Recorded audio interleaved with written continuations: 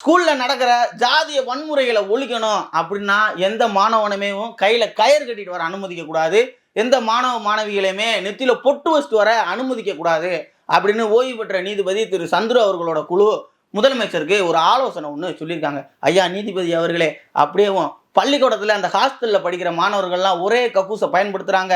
அதனால அவங்களுக்கு சொறி, சிரங்கு, பட, கக்கூஸ் பத்து முதலிய நோயெல்லாம் வருது. அதனால எந்த மாணவனையுமே ஜட்டி போட்டு ஸ்கூலுக்கு வரக்கூடாது அப்படின்னு சொல்லுவீங்களா?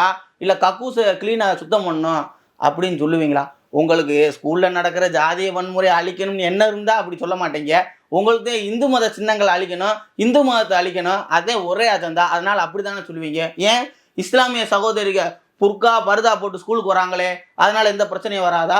கிறிஸ்தவ சகோதரர்கள் ஜெபமாலையை போட்டு ஸ்கூலுக்கு வராங்களே, அதனால எந்த பிரச்சனையும் வராதா?